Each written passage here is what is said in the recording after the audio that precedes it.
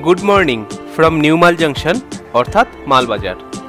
এর আগের দুটি পর্বে আপনারা দেখেছেন কলকাতা থেকে এখানে আসার অসাধারণ এক ট্রেন জার্নি। তার সাথে আপনাদের দেখিয়েছি বর্ষার অপূর্ব সুন্দর ডুয়ার্স। আজ এই পর্বে আপনাদের দেখাবো ডুয়ার্সের বিখ্যাত মূর্তি নদীর পাশে অবস্থিত খুব সুন্দর একটি রিসর্ট, যেখানে আপনি সব রকম আধুনিক সুযোগ সুবিধা পাবেন। এখন আমরা রিসর্টের দিকেই চলেছি। নিউ মাল জাংশন থেকে এর দূরত্ব 17 কিলোমিটার মতো, সময় লাগে 25 মিনিট থেকে আধ ঘন্টা।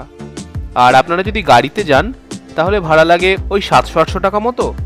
আর কম খরচে যেতে চাইলে টোটো আছে, তবে সেটা আমি একদমই রেকমেন্ড করব না, কারণ রাস্তা তো আপনারা দেখছেনই। এটা হচ্ছে ন্যাশনাল হাইওয়ে, এখান দিয়ে খুব স্পিডে গাড়ি, বাস ইত্যাদি চলাচল করে। সেখানে এতটা রাস্তা টোটোতে করে না যাওয়াই ভালো বলে আমার মনে হয়। এনিওয়েজ, আমরা এসে পৌঁছে গেছি আমাদের রিসর্টে। রিসর্টটির নাম হলো ত্রিমূর্তি রিসর্ট। আমি এখানকার গুগল ম্যাপের লিঙ্ক ডেসক্রিপশন বক্সে দিয়ে দেবো, যাতে লোকেট করতে আপনাদের সুবিধে হয়। আচ্ছা, সামনে যেটা দেখছেন এটাই মেন গেট। এখান দিয়ে আপনারা প্রবেশ করবেন। প্রবেশ করে ডান দিকে আপনি রিসেপশন পাবেন, আর রিসেপশনের পাশেই খুব সুন্দর একটি মন্দির আছে।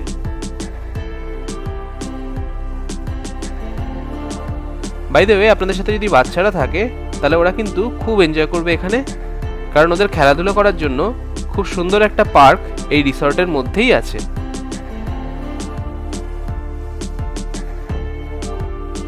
পার্কের ঠিক উল্টো দিকেই ইনহাউস রেস্টুরেন্টও আছে। এখানে আপনারা লাঞ্চ, ডিনার ইত্যাদি তো পাবেনই, তার সাথে যদি আপনারা রুম বুক করেন তাহলে আনলিমিটেড কমপ্লিমেন্টারি ব্রেকফাস্টও পাবেন।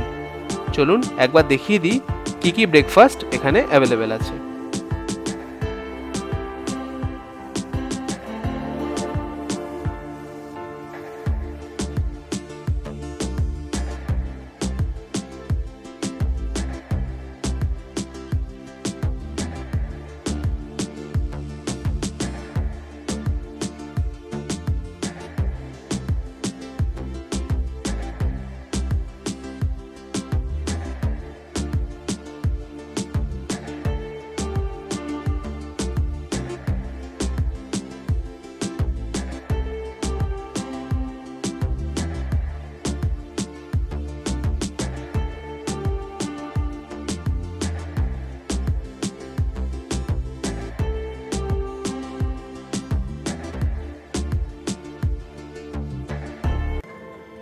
আচ্ছা, এইটা হচ্ছে মূর্তি নদীর কাছে একমাত্র রিসর্ট যেখানে আপনি সুইমিং পুল পাবেন, আর এখানে নিকো পার্ক বা অন্যান্য ওয়াটার পার্কের মতো রেন ড্যান্সও আছে, সেটাও আপনারা উপভোগ করতে পারবেন।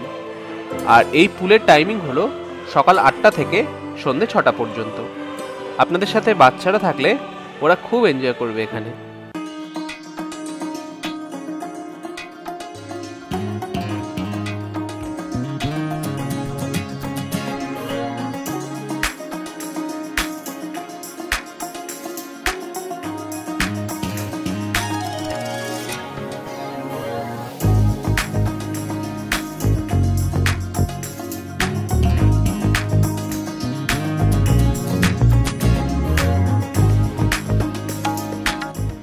চলুন এবার রিসর্টটা পাখির চোখে আপনাদের একটু দেখিয়ে দিই।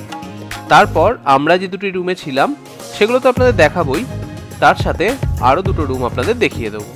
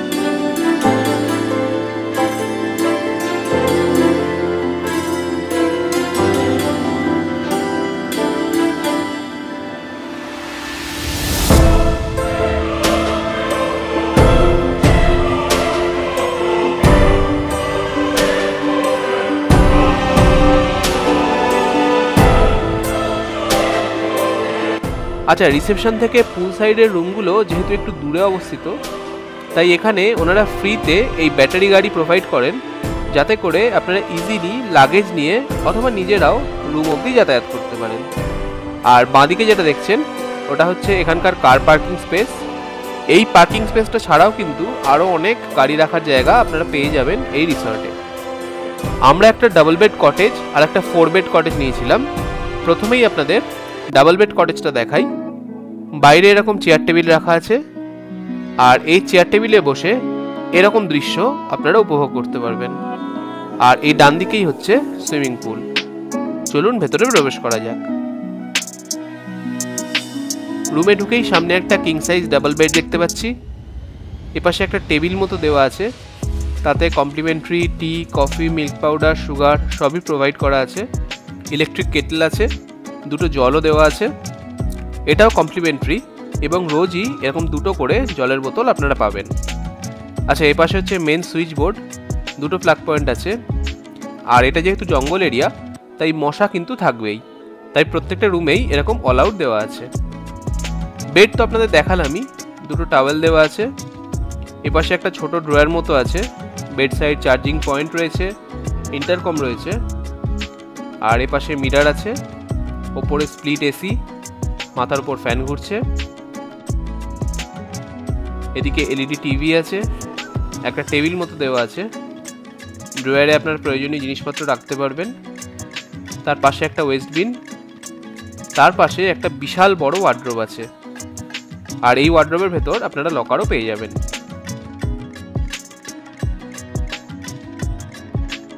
চলুন এবার ওয়াশরুমটা আপনাদের দেখিয়ে দিই।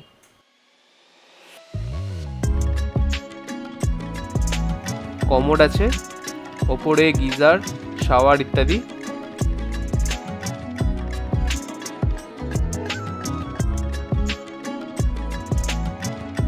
আর এপাশে liquid hand wash, basin, mirror, আর ওপরে এক্সস্ট ফ্যান। আচ্ছা, 307 তো আপনাদের দেখালাম। তার পাশেই যে 4 বেড রুমটা আমরা নিয়েছিলাম সেটা হচ্ছে রুম নাম্বার 308। রুমে ঢুকেই দুটো কিং সাইজ ডাবল বেড দেখতে পাচ্ছি।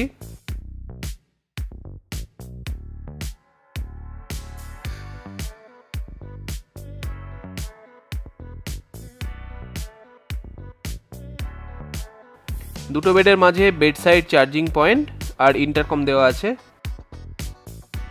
ওপাশে স্প্লিট এসি আছে, তার নিচে মিরর, তার পাশে একটা টেবিল মতো দেওয়া আছে, এলইডি টিভি দেখতে পাচ্ছি। আগের রুমের মতো এখানেও ইলেকট্রিক কেটল, টি, কফি, মিল্ক পাউডার সব কিছুই দেওয়া আছে। ড্রিঙ্কিং ওয়াটার এখানে 4টে দেওয়া আছে, যেহেতু এটা 4 বেড রুম। তার পাশে আগের রুমের মতোই বড় একটা ওয়ার্ড্রোব আছে, আমি আর খুলে দেখাচ্ছি না। আর ওয়ার্ড্রোবের পাশে একটা সোফা রয়েছে।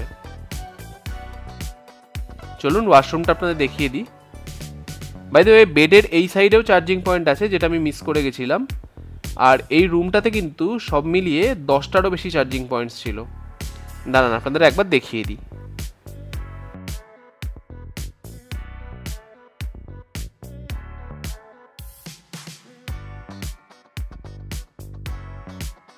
চলুন এবার ওয়াশরুমটা দেখে নিই। এই ওয়াশরুমটা আমার আগের রুমটার থেকে অনেক বেশি পরিষ্কার পরিচ্ছন্ন এবং ওয়েল মেনটেন্ড মনে হয়েছে। 4 বেডরুমের ওয়াশরুম ডাবল বেডরুমের ওয়াশরুমের থেকে বড় হবে সেটা খুবই স্বাভাবিক ব্যাপার, কিন্তু আপনারাই দেখুন আগের ওয়াশরুমটার থেকে কিন্তু এটা অনেক বেশি ঝকঝকে। বাই দ্য ওয়ে, আমরা যে দুটো রুমে ছিলাম, যেগুলো আপনাদের দেখালাম এক্ষুনি, দুটোই গ্রাউন্ড ফ্লোরে। এখন যে রুমটা আপনারা দেখবেন এটা হচ্ছে ফার্স্ট ফ্লোরে। আর বাচ্চাদের প্লেগ্রাউন্ড যেটা দেখালাম আপনাদের, ওটার ঠিক পাশেই এই রুমগুলির অবস্থান।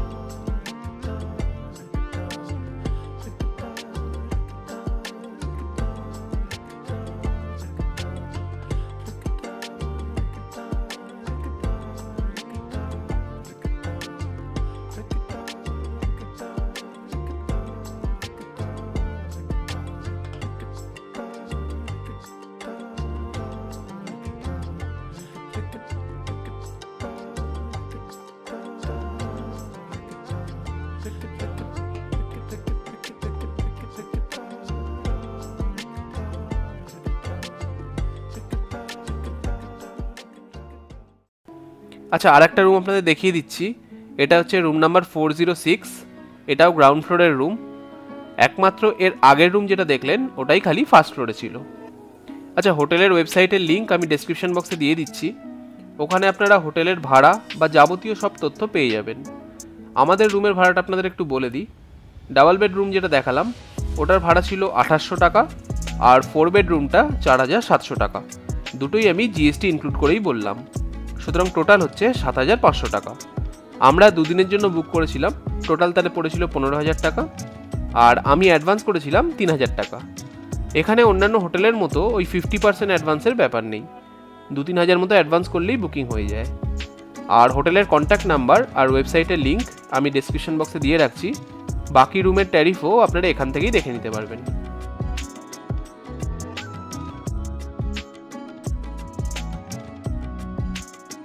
চলুন আজকের ভিডিওটা তাহলে এখানেই শেষ করি। ভালো লাগলে please like, share and subscribe. দেখা হচ্ছে পরের পর্বে। সবাই খুব ভালো থাকবেন। নমস্কার।